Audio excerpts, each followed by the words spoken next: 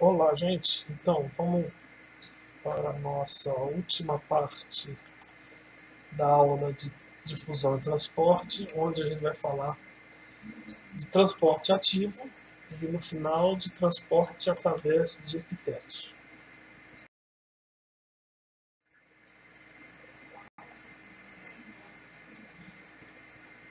Bom, se vocês não sabem, eu já vou dizer, as concentrações íons, por exemplo, elas são diferentes dentro e fora da célula. Tá? Então, o que segrega esses íons? Vamos notar aqui alguns íons importantes, talvez nossos principais íons do nosso organismo, no caso do sódio, cloreto, potássio e cálcio. Então vocês notam que o sódio está mais concentrado externamente do que internamente, enquanto o potássio chama atenção que é exatamente o oposto. Tem mais potássio dentro do citoplasma, né, dentro da célula, do que fora. O cloreto segue o sódio e o cálcio, apesar de você ter muito menos cálcio do que esses outros íons, mas o gradiente dele é muito grande. Então, compara aqui a quantidade de cálcio externo com a quantidade de cálcio livre. Eu quero só chamar a atenção, esse é o cálcio livre, ou seja, que está na forma ionizada do citoplasma. A gente não está contando aquele cálcio que está ligado à proteína ou que está dentro do estoque. Então, isso, evidentemente, tem algum motivo para existir, não vem de graça. Tá? Vocês vão ver que desses três íons três íons nesse exemplo, essa distribuição é feita com gasto de energia. E um dos íons, que no caso aqui é o cloreto, eu vou falar disso um pouco na aula de bioeletrogênese, nesse exemplo, é uma situação de equilíbrio.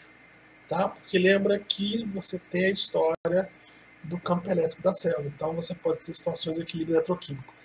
Então, nessa tabela, o sódio, o potássio e o cálcio estão fora do equilíbrio eletroquímico. A gente vai ver isso melhor na aula de bioeletrogênese e o cloreto está dentro do equilíbrio eletroquímico, mas esse equilíbrio eletroquímico se deve a uma diferença de potencial de membrana que começa a ser gerada por essa diferença de concentrações. Mas a pergunta dessa aula de hoje que a gente vai responder é: e daí, como que você gera essas diferenças?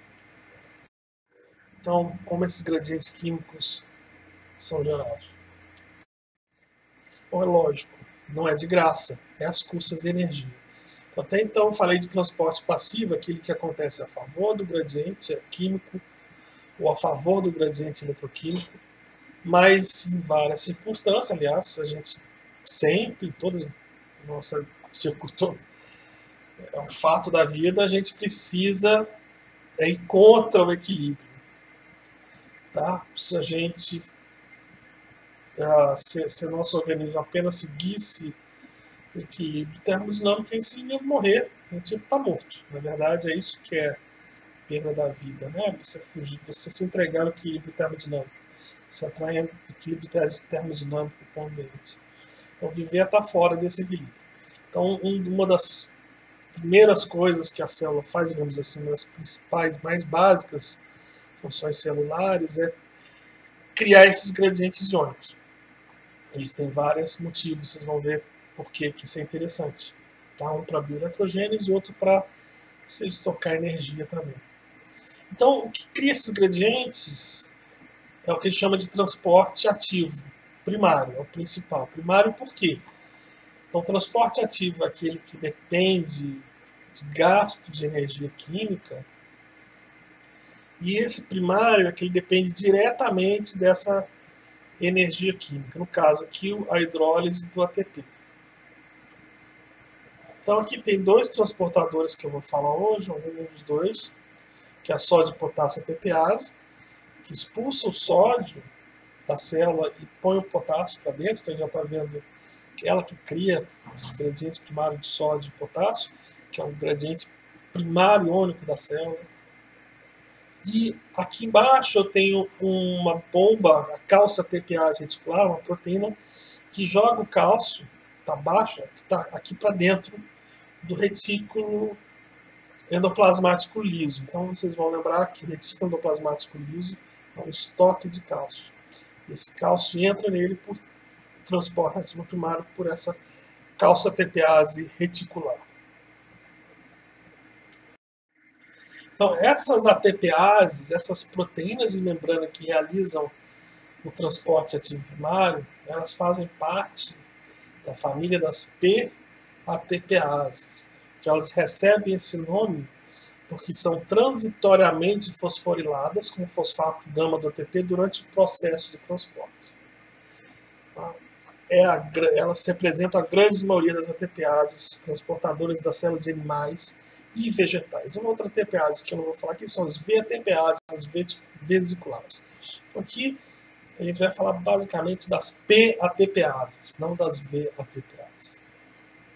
Então o que elas fazem é fosforilar transitoriamente um domínio dessa proteína. Isso vai liberar energia livre de uma forma escalonada para você ter esse transporte de um íon contra o seu gradiente de concentração.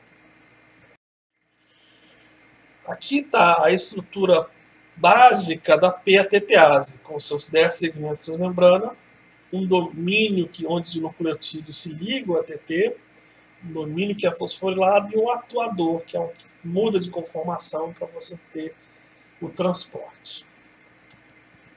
Está aqui uma estrutura geral dessas ATPases.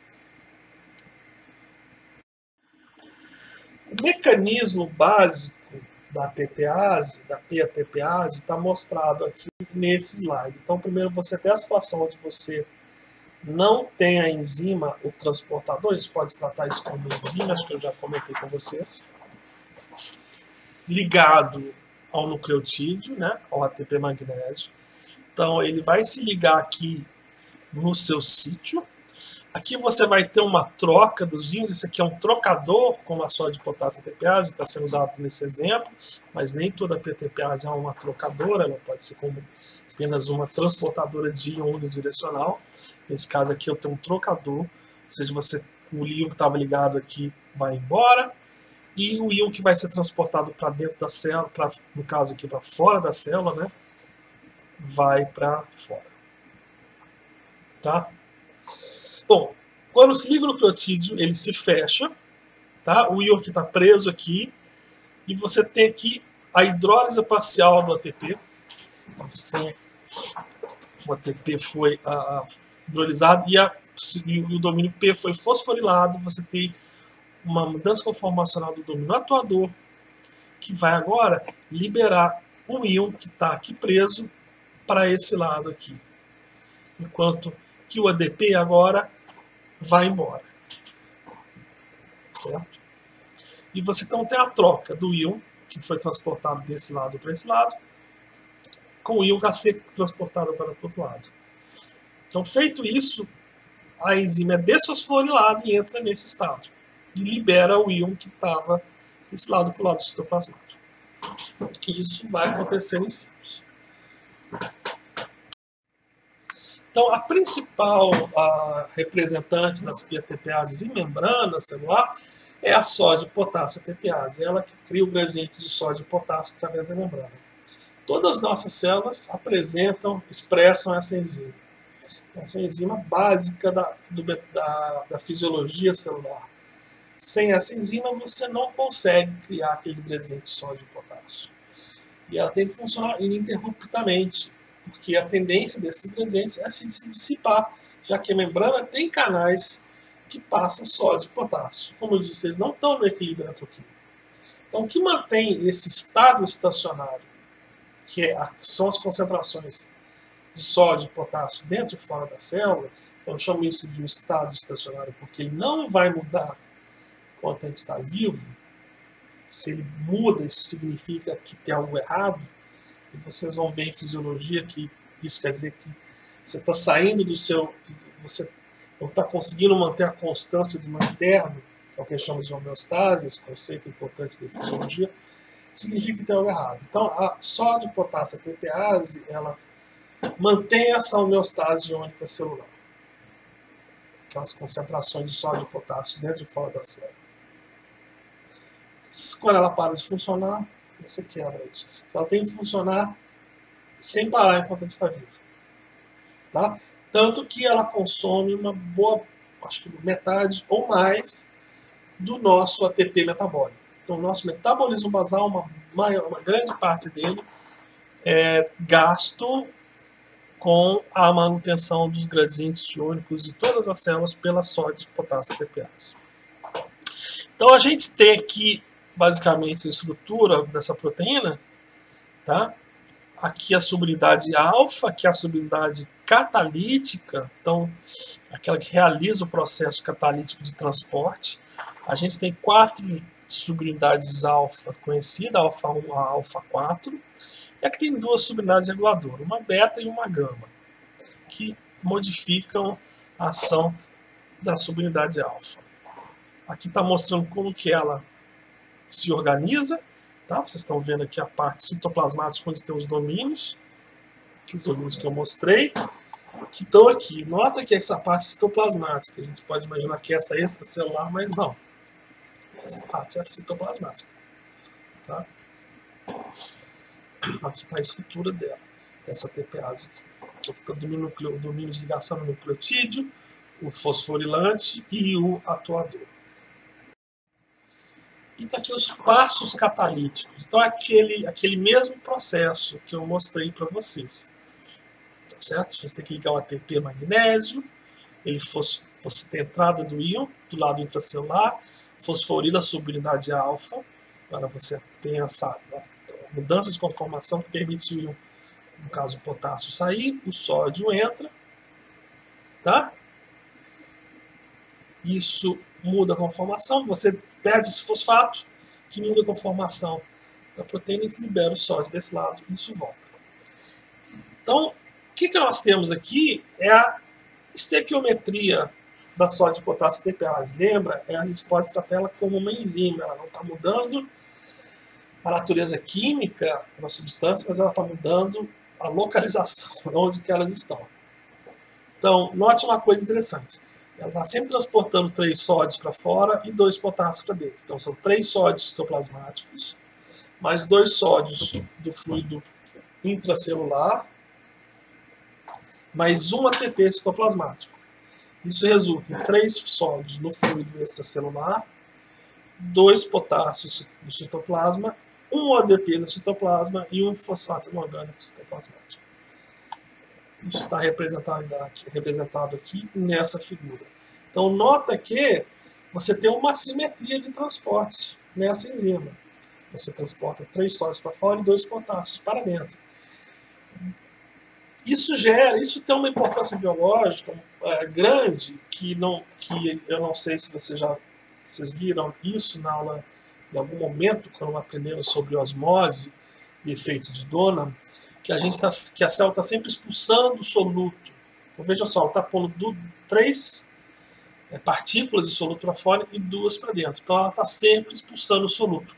Isso é por causa do efeito Donan causado pelas proteínas do citoplasma, que eu acredito que vocês viram ou vão ver em algum momento do seu curso, quando falarem de osmose. Tá? E também vocês podem notar que há um desbalanço de carga aqui. Está mandando 3 cargas positivas para fora e 2 para dentro.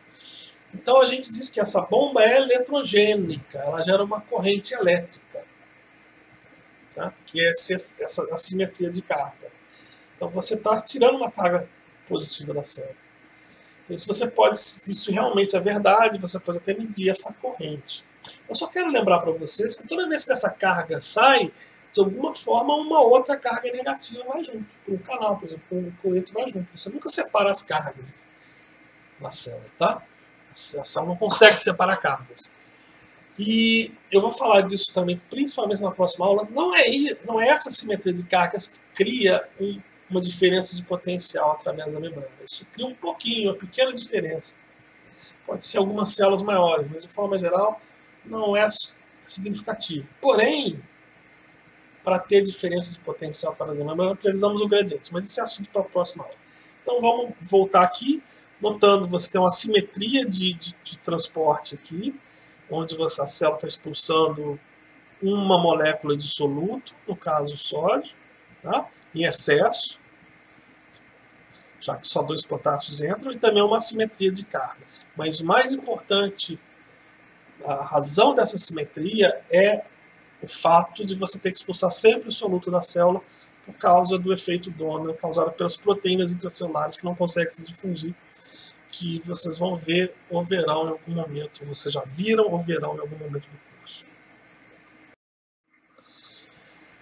A sódio potássio ATPase, ela possui inibidores importantes, moléculas que inibem a atividade dela. Aqui estão duas delas, são muito usadas, tanto uma muito usada experimentalmente, que é a ouabaína, então vocês estão vendo ela aqui, tá? Uma droga complexa, orgânica, derivada dessa planta, a Cocanthera schimperi.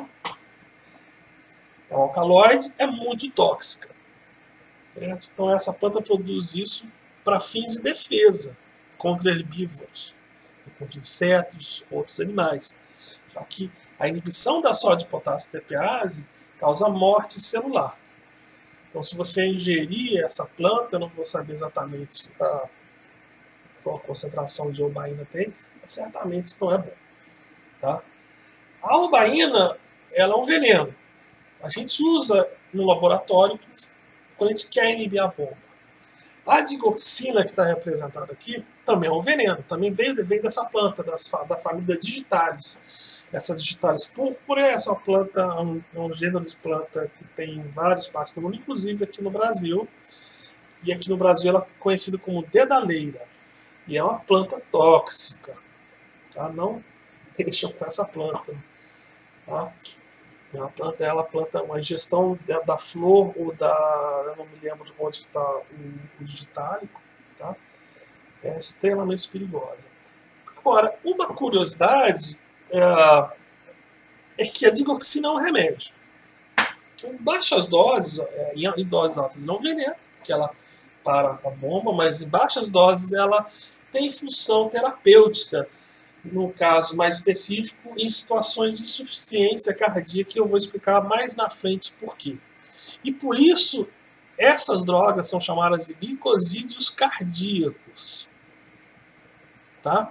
Por causa dessa aplicação da digoxina e aumentar a força de contração do coração. Por que se usa digoxina e não a ouabaína terapeuticamente? Tem algumas diferenças. A principal diferença é que essa aqui é mais lipossolúvel do que a ouabaína, então ela é absorvida mais facilmente pelo epitélio intestinal. A outra enzima que faz transporte ativo primário muito importante, eu não vou falar de todas, eu estou falando só de 3 aqui, é a cálcio ATPase do retículo endoplasmático liso.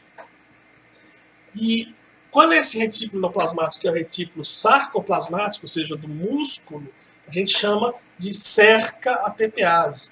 Apesar que é a mesma enzima que você pode ter no retículo endoplasmático de qualquer célula e do músculo. Então o que ela faz é pegar o cálcio citoplasmático e transportar para dentro do retículo endoplasmático liso. Esse cálcio citoplasmático ele pode ter entrado de várias maneiras, como por exemplo pelo canal de cálcio. E a ideia é que o cálcio, como um sinalizador importante, nesse caso aqui, nesse exemplo é do músculo, de uma célula muscular estriada, ele vai sinalizar a contração muscular, ele tem que ser agora limpo do citoplasma para poder voltar ao estado basal dessa célula. No caso aqui, o músculo relaxado.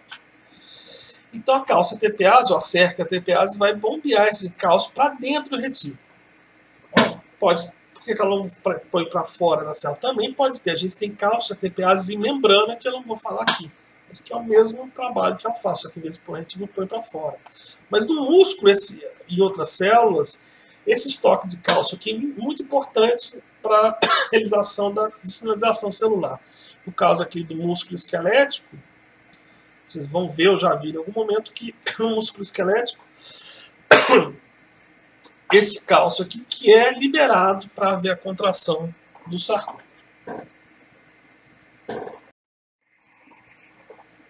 Aqui a gente tem a estrutura da cerca ATPase, você vê que é muito parecido, é uma PTPase, tem um domínio fosforilante, domínio que liga o necrotídeo, domínio atuador, tá certo? como a da sódio potássio ATPase.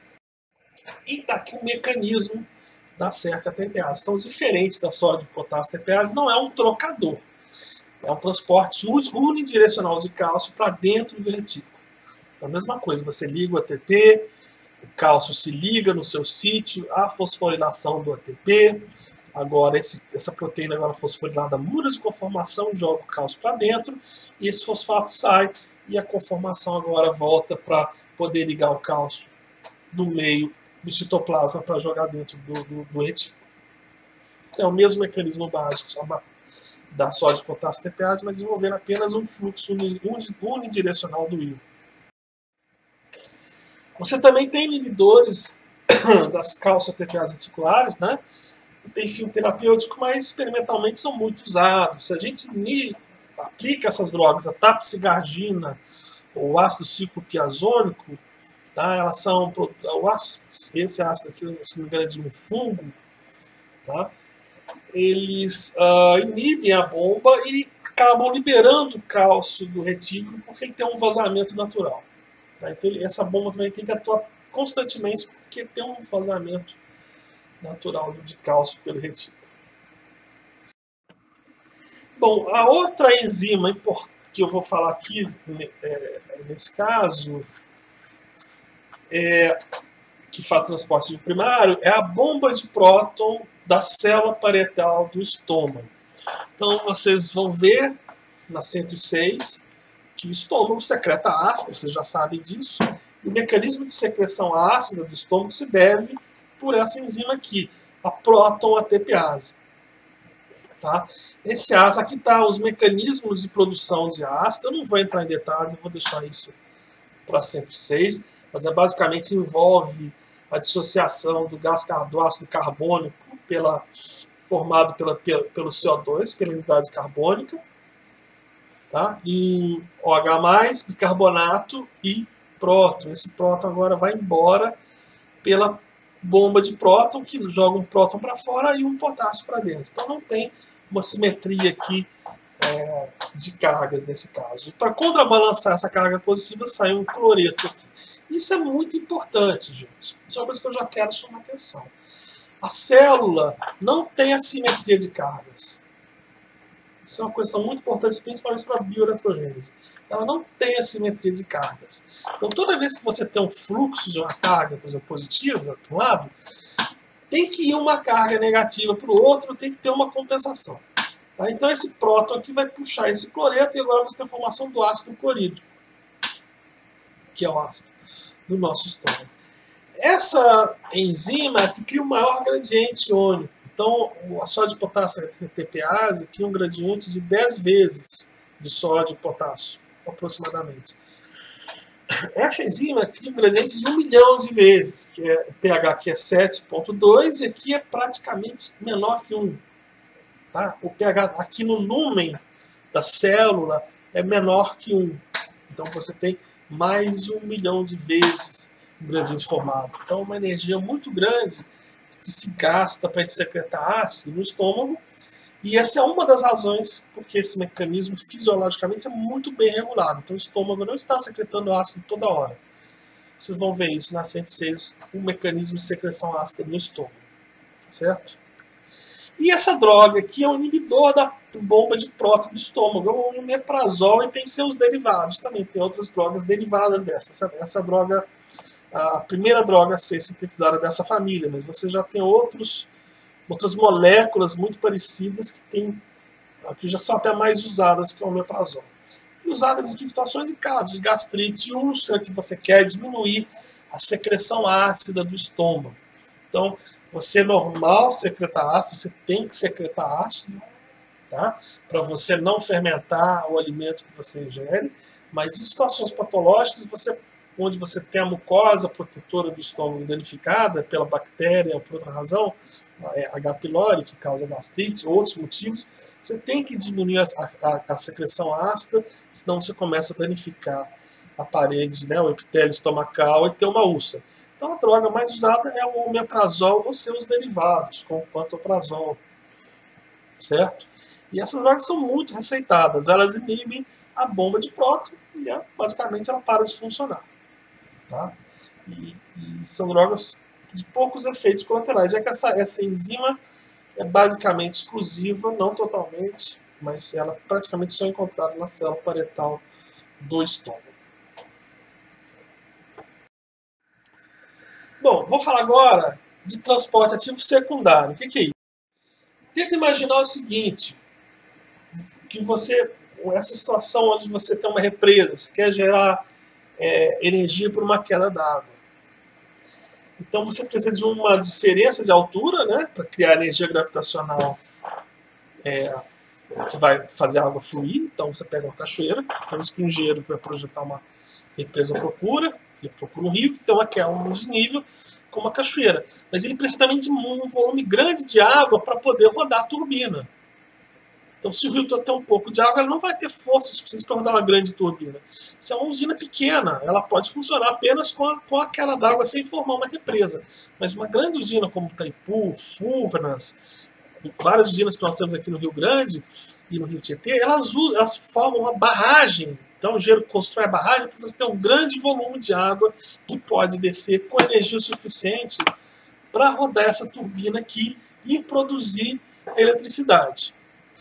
A célula faz uma coisa parecida também. Quando ela cria um gradiente de sódio, por exemplo, é como se ela estivesse acumulando sódio. Na verdade, ela está acumulando sódio. O equivalente a criar uma represa. Onde que esse sódio represado aqui no meio extracelular pode ser usado agora para realizar transporte. Então você estoca energia, de certa forma. Porque agora você cria um gradiente eletroquímico para o sódio, forte, que quando ele abrir um caminho para ele, como um transportador, ele vai entrar a favor do gradiente, liberando energia livre. Então lembra que a difusão libera energia. Você precisa ter uma diferença de gradiente químico, né, de potencial químico, e quando tem um fluxo, aquilo ocorre porque libera energia livre. Lembra da termodinâmica? Então a mesma coisa aqui, se libera energia livre, eu posso usar uma parte dessa energia para realizar trabalho. Então, por exemplo, aqui eu tenho um exemplo que eu vou falar que é o trocador sódio-cálcio. Tem muito no coração, por exemplo. Ele usa a energia livre do gradiente químico do sódio para expulsar o cálcio da célula e criar o gradiente de cálcio.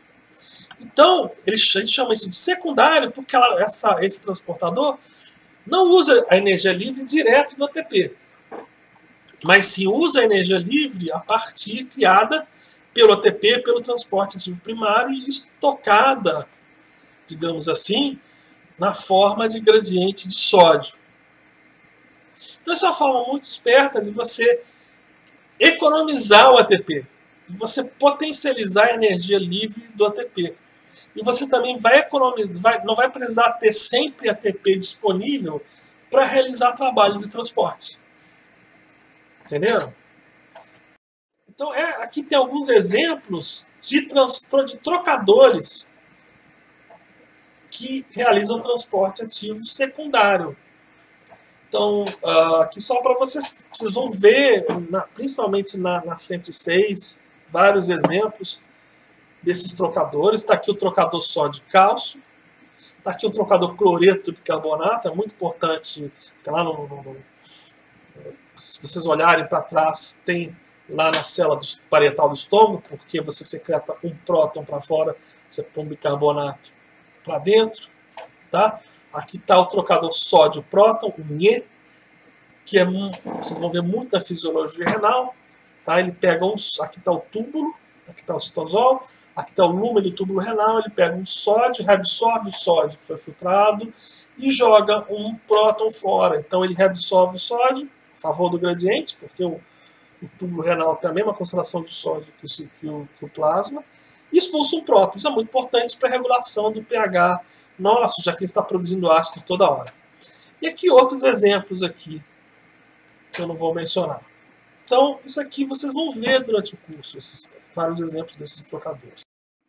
O que eu vou falar aqui hoje é só rapidamente o trocador sódio-cálcio, ou também conhecido como NCAX, que retira esse excesso de cálcio da célula. Então, é outro mecanismo de tamponamento do cálcio, além da cálcio ATPase do retículo. Então, é muito importante para as células manterem o cálcio citoplasmático baixo, porque ele é um sinalizador.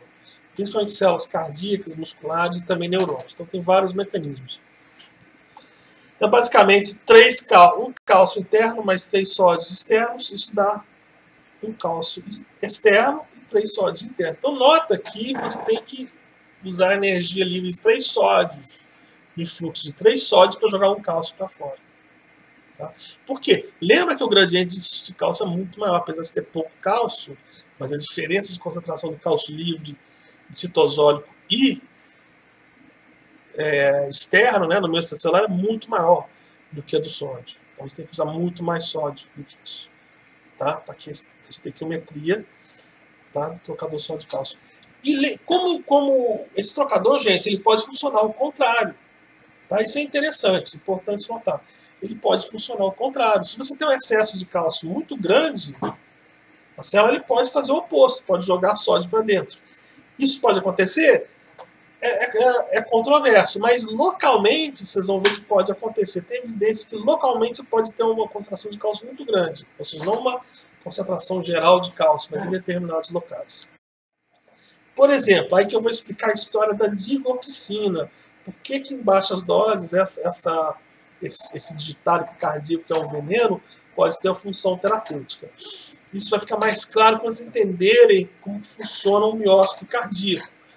Tá? Mas aqui está um exemplo da membrana de miócito cardíaco com todas as suas bombas, com algumas das suas bombas e canais. Tá? Então aqui eu tenho a sódio potássio TPase e aqui eu também tenho. Mas note uma coisa, lembra que a sódio potássio TPase tem 4 tipos de subunidades alfa. A housekeeping, aquela que cuida da casa, que toda célula expressa, é alfa 1. Tá?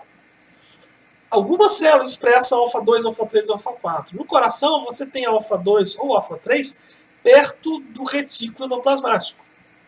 Aqui está o retículo sarcoplasmático do miócito cardíaco. Aqui está a cerca TPase. E aqui está o trocador sódio-cálcio. Esse trocador sódio-cálcio está bem localizado perto do retículo sarcoplasmático, porque é aqui que está o maior aumento de cálcio. Tá? Então ele quer pegar esse cálcio aqui e jogar logo para fora, esse excesso de cálcio. E a subunidade alfa 2, 3, alfa 2 ou alfa 3 também está próxima do retículo, enquanto a alfa 1 está distribuída de forma mais homogênea na membrana. E isso pode, e por acaso ou não, gente, essas subunidades aqui têm mais afinidade pelos digitálicos cardíacos do que a subunidade alfa 1. Ele inibe todas, mas ele se liga com mais afinidade nas subunidades alfa 2 ou alfa 3. Como eu disse, isso pode ser um acidente de evolução ou não, a gente ainda não sabe, mas não vou ter tempo de explicar aqui. Tá? Tem hipóteses que dizem que a obaína, que vocês viram lá na frente, seria um hormônio produzido pela adrenal, mas isso é muito controverso. Mas o fato é, com baixas doses, a digoxina vai inibir preferencialmente essa enzima aqui do que a alfa 1. Então, em baixas doses, ela não seria tóxica, porque a alfa 1 continuaria fazendo o trabalho de housekeeping, de manter os gradientes, mas inibiria essa aqui. O que aconteceria?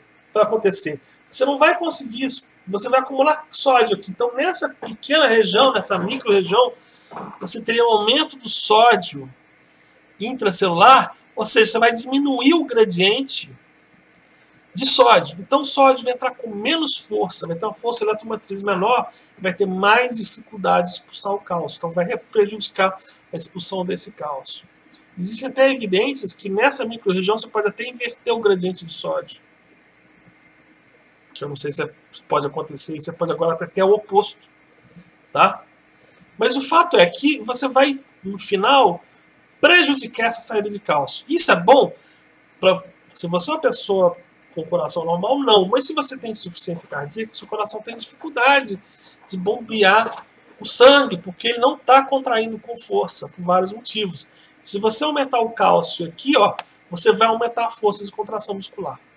Porque vocês viram ou vão ver que a força de contração muscular depende da quantidade de sarcômeros contraídos, que depende do cálcio. Então, esse cálcio mais prolongado aqui no músculo cardíaco vai conseguir produzir uma contração com mais força. Até por isso que a digoxina ela pode ser usada em baixas concentrações como um medicamento.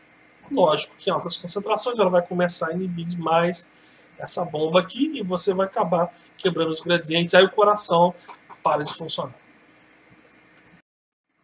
Bom, outro tipo de transporte ativo secundário são os cotransportadores. Então, eu falei da sódio, dos trocadores, usando o exemplo o trocador sódio-cálcio, mas eu posso fazer também o seguinte, eu posso usar o sódio. Então, você está vendo que o sódio basicamente é a grande força eletromotriz desses transportes ativos secundários. Eu posso usar o gradiente sódio para transportar uma coisa junto com ele. Então tá aqui tem vários exemplos aqui, é só para vocês conhecerem, vocês vão ver na 106 vários desses exemplos. Então aqui está um que eu vou falar agora, que é o cotransporte de glicose e sódio. Então, enquanto os GLUT, aquelas proteínas que transportam a glicose plasmática, elas fazem transporte passivo, facilitado.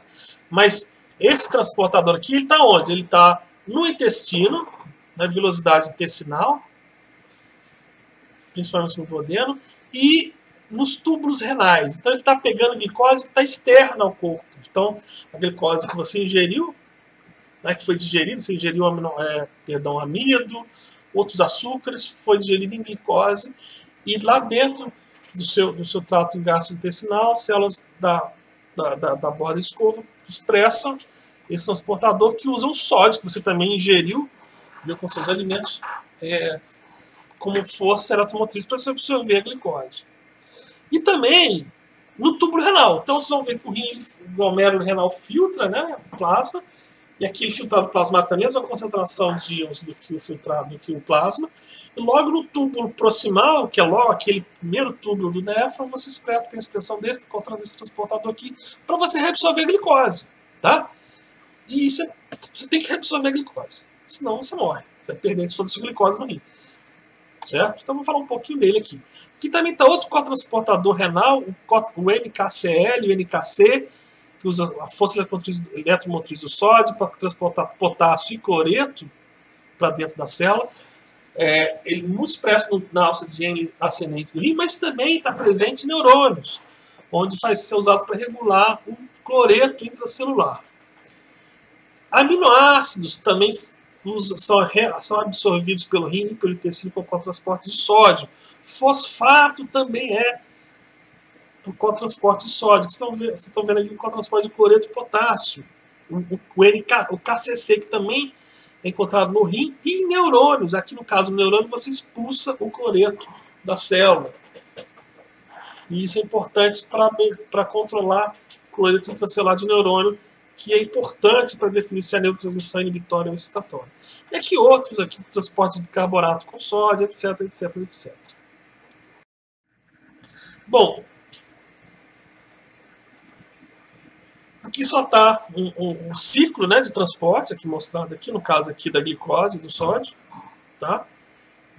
E como eu disse, o que ela faz? Aqui está o epitélio, por exemplo, pode ser tanto do intestino ou do túbulo renal.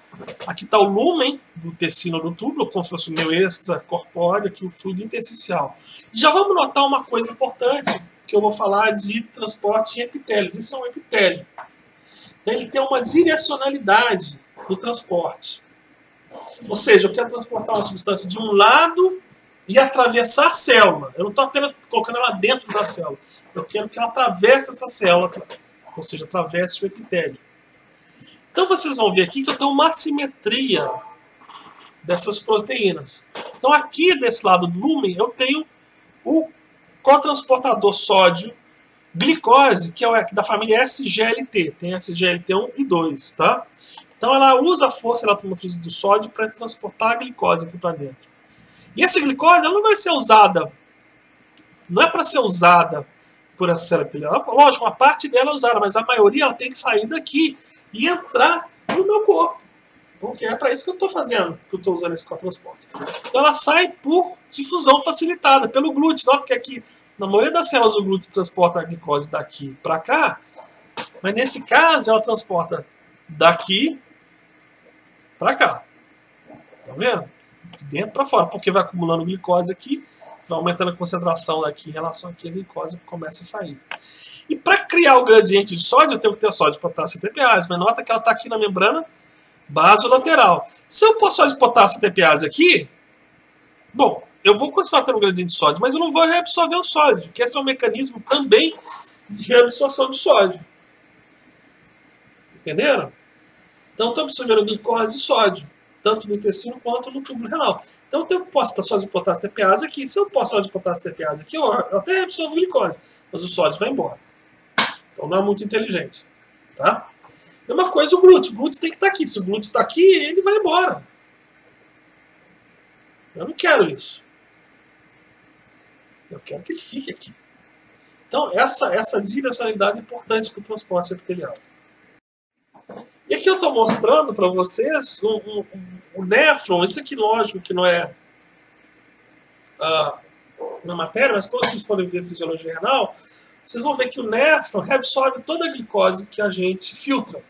E não vai nada embora. Então está aqui um exemplo do néfron, no glomero, as diferentes partes do túbulo até o tubo coletor. Então não sai nenhuma glicose aqui no tubo coletor. Ela toda é reabsorvida aqui nesses dois segmentos iniciais do néfron. Esse dado tubo contorcido primário e o túbulo reto.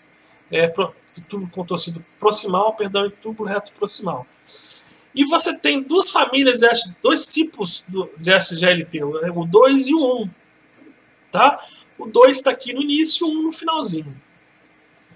E, como eu disse, em situação normal você não urina glicose. Mas você pode perder glicose na urina numa situação onde a sua glicose plasmática é muito alta. Por exemplo, com diabetes tipo 1 ou tipo 2. Então, diabetes é uma doença muito comum, principalmente a do tipo 2 hoje em dia. A tipo 1 é mais rara. O tipo 2 é uma doença relativamente comum. Que também não vou entrar em detalhes por que a gente tem diabetes aqui, mas o fato é que resulta de uma perda de controle da glicose. Então você tem dificuldade para, da do tipo 1 você não secreta insulina, da do tipo 2 a sua insulina tem uma ação muito prejudicada. Né? Você fica insensível à insulina. Então você acumula glicose citoplasmática, se passa desse nível aqui de 200 mg por 100 ml, que é mais ou menos 10, 12 milimolar, o seu túbulo, esses transportadores começam a saturar de glicose, não tem mais, eles saturam e você começa a não conseguir mais transportar para dentro. Aí você chega no máximo de transporte, no ponto de saturação que eu expliquei para vocês na aula passada. E você começa agora a excretar glicose. Então aqui eu tenho a reabsorção de glicose, aqui eu tenho a filtração de glicose, que é linear, e eu tenho aqui a excreção de glicose, que começa aqui nesse nível, a partir do nível de glicose plasmática de 200. Os níveis fisiológicos raramente chegam nesse ponto, tá? Só no nível patológico. Então é um sintoma da diabetes ter a urina com glicose. Tanto que diabetes mellitus, que é o nome oficial, né, chama urina doce em grego. E existe um medicamento que está sendo muito usado hoje em dia para o controle da glicemia na diabetes plus, que é o Jardiance, ou empaglifosina, que é o inibidor da SGLT2. Então, que basicamente o que essa droga faz é impedir um pouco a recaptação dessa glicose e deixar ela embora. Então, isso é importante, você acaba perdendo glicose na urina e você acaba abaixando sua glicemia. Isso também é importante porque na diabetes tipo 2 você tem uma superexpressão das enzimas SGLT, principalmente dessa SGLT2, de uma forma compensatória em resposta à hipoglicemia. Então está sendo muito usado e é um medicamento que está fazendo sucesso, até porque ele faz você emagrecer, já que você perde glicose. Então tem até gente tomando para emagrecer, o que não é recomendável, tá? Bom, então vamos seguir. Então, aqui a gente vai ter vários exemplos de canais transportadores apenas para consulta. É uma ilustração do livro Boron, Fisiologia Médica, um livro muito bom que eu recomendo vocês consultarem se puderem. E aqui eu tenho uma ilustração mostrando o transporte de íons através da membrana de uma célula simétrica. Então eu quero introduzir duas coisas. O transporte epitelial, que eu vou falar no slide seguinte, e a eletroneutralidade de transporte. Então, como que uma célula não epitelial, não faz diferença, a princípio, onde está localizado o canal transportador. Tá? Já que eu não quero transportar esses íons através da membrana, através da célula, quer dizer, mas só por dentro ou fora da célula. A célula epitelial não, ela tem que transportar através. eu quero também mostrar aqui é que existe sempre uma eletroneutralidade do transporte. Ou seja, para cada carga positiva que entra, tem que sair uma positiva, ou entrar uma negativa. Você não consegue segregar cargas. E isso é crucial.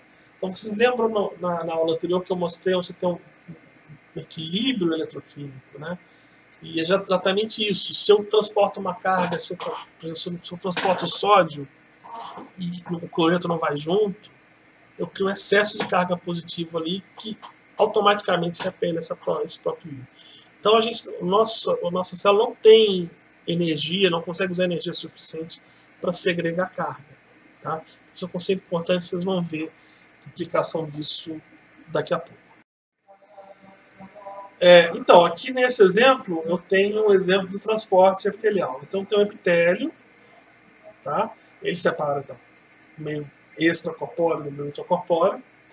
E aqui eu tenho um lado extracorpóreo, pode ser, quem fala extracorpóreo, pode ser o lúmen do intestino, o lúmen do túbulo renal, o lúmen de uma artéria, de uma glândula, etc. E aqui o intracorpóreo, tá? Veja, então ele tem um transporte vetorial. Nesse caso, eu quero transportar sódio daqui para cá, pela via transcelular. A via paracelular ela é feita entre as células pelas junções espessas, que apenas é um transporte passivo. Mas a via transcelular envolve a passagem da substância por dentro dessa célula e depois ela sai. Então, note aqui que os canais de sódio, tá? Essa célula quer transportar sódio daqui para cá. E, então, os canais, pode ser exemplo de uma célula renal, do ducto coletor. Então, você tem canais de sódio epiteliais na parte apical, o sódio entra, segundo o gradiente eletroquímico, e sai pela sódio de potássio TPase. Então, obviamente que esses canais têm que estar aqui, deixa eu colocar aqui, que esses canais têm que estar aqui nessa região, e as bombas aqui. Se as bombas estivessem aqui, elas criariam os gradientes, o sódio entraria, ele ia ser expulso de volta para o lumen, então ia ser totalmente ineficiente. Então, mesma coisa, se tivesse canais aqui, esse sódio ia entrar de volta. Ele tem que entrar por aqui por difusão simples e sair aqui para o transporte ativo primário.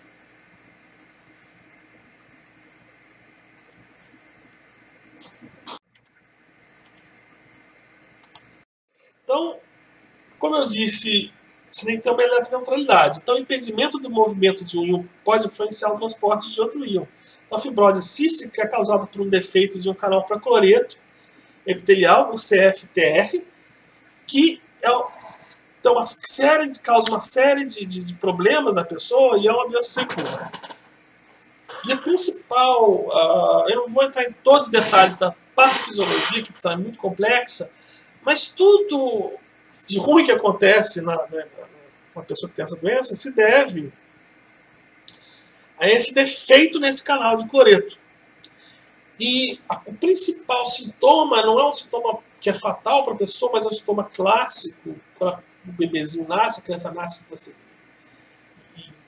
e o pediatra ou a ama de leite nota que é um suor salgado da criança, porque ela secreta no suor a secreção sudorípara com muito cloreto de sódio. Então o nosso suor é hipotônico, ele tem menos, apesar dele ser salgado, ele tem menos sódio do que o meu plasma, do que o nosso plasma. Mas não, nos sofredores de fibrose cística é um suor isotônico, mais salgado ainda. Por quê? Então está aqui um mecanismo de secreção de suor por uma glândula sudorípara. Ela secreta o cloreto de sódio aqui, sódio para uma bomba, o cloreto vai junto passivamente e água. À medida que ela caminha aqui pelo ducto, o sódio é reabsorvido com o cloreto, menos a água não vai, tá? Esse é impermeável à água. Mas o ponto é o seguinte, como é que eles são reabsorvidos? Por canais. Tem um canal de sódio epitelial e o CFTR. Na pessoa que tem fibrose cística, ela tem uma mutação no CFTR que não expressa o canal na membrana, esse canal é defeituoso, tem várias mutações. Tá? Você pode pensar, mas o sódio entraria. Só que como que não entra a carga negativa junto, ele acaba não entrando. Lembra aquela história do potencial eletroquímico? Se ele entrar sozinho, ele cria um campo elétrico positivo que se auto-repele.